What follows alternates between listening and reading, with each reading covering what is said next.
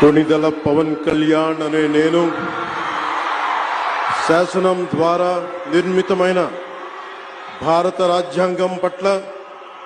నిజమైన విశ్వాసం విధేయత చూపుతానని, భారతదేశ సార్వభౌమాధికారాన్ని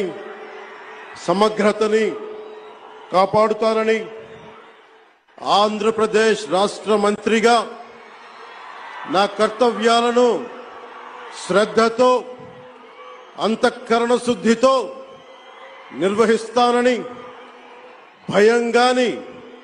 పక్షపాతం గాని రాగద్వేషాలు గాని లేకుండా రాజ్యాంగాన్ని శాసనాలని అనుసరించి ప్రజలందరికీ న్యాయం చేకూరుస్తానని దైవ సాక్షిగా ప్రమాణం చేస్తున్నాను.